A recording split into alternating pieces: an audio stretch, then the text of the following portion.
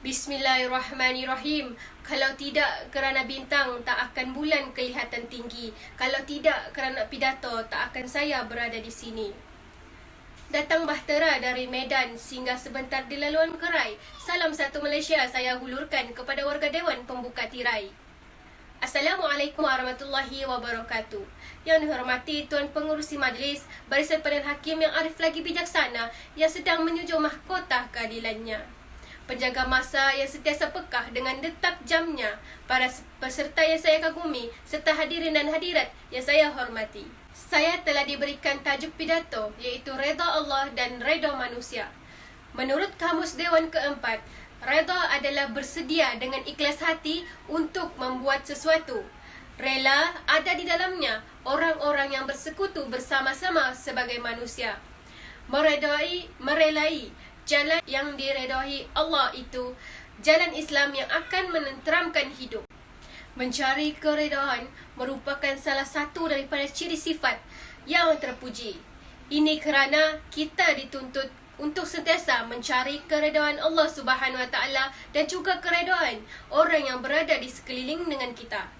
Ini berdasarkan kepada sebuah hadis yang bermaksud, barang siapa yang mencari redha Allah sekalipun memperolehi kemurkaan manusia, maka Allah akan cukupkan kebergantungannya terhadap manusia. Barang siapa yang mencari redha manusia sekalipun memperolehi kemurkaan Allah, maka Allah akan serahkannya kepada manusia. Riwayat Al-Tirmizi.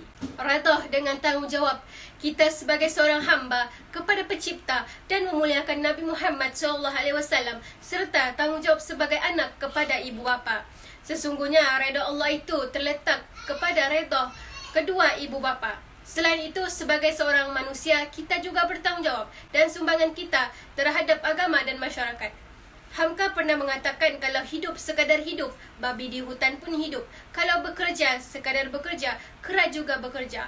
Apabila kita mulai menyoal di dalam diri mengenai tanggungjawab kita, Allah akan mencampakkan ketenangan dalam diri kita. Kita akan dipanggil menghadap Ilahi apabila tiba waktunya. Namun, apa yang didambahkan oleh setiap manusia ialah apabila tiba ajalnya, Allah akan memanggilnya dengan panggilan, wahai jiwa yang tenang. Surah Al-Fajr ayat 27. Manusia terlalu inginkan ketenangan ini sehinggakan sanggup memburu kekayaan dan kemasyhuran yang disangkakan boleh memberi ketenangan. Ketenangan bukanlah dianggap sebagai aksesori persekitaran. Oleh itu, kekayaan bukanlah kayu pengukur kepada ketenangan. Malah, mungkin seseorang itu tidak memiliki kekayaan, akan tetapi beliau memiliki ketenangan yang luar biasa.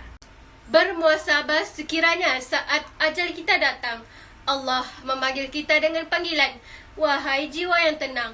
Adakah jiwa kita betul-betul akan tenang? Walaupun sepanjang hayat kita di dunia, kita tidak pernah merasai ketenangan. Imam Ghazali pernah mengatakan bahawa manusia akan mati mengikut cara bagaimana dia hidup. Kesimpulannya, redha termasuk di dalam sifat-sifat mahmudah, iaitu sifat yang terpuji. Di samping itu juga, redha juga merupakan salah satu daripada ciri-ciri orang yang bertakwa. Akan tetapi, mencari keredaan Allah Subhanahu Wa Taala adalah yang paling utama berbanding mencari keredaan manusia. Saya mengambil kata-kata atau nasihat Al-Fudail bin Iyad kepada Bishar Al-Hafi yang bermaksud redha lebih afdal berbanding zuhud di dunia. Ini kerana orang yang redha itu tidak mengharapkan lebih dari apa yang dia ada. Semoga kita digolongkan dalam kalangan orang-orang yang sentiasa redha. Hasan Al-Basri pernah mengatakan bahawa sekiranya kita ingin mengetahui kedudukan kita di sisi Allah Subhanahu Wa Taala, maka lihatlah kedudukan Allah Subhanahu Wa Taala di sisi kita. Bagaimana kita meletakkan Allah di dalam kehidupan seharian kita? Sama ada kita mengutamakan Allah dalam setiap perkara yang kita lakukan ataupun tidak.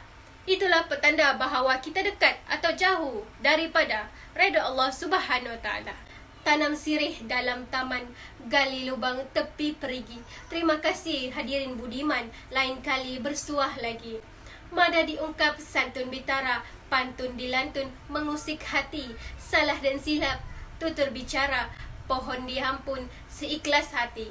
Saya sudahi kalam dengan wabillahi taufik wal hidayah. Wassalamualaikum warahmatullahi wabarakatuh.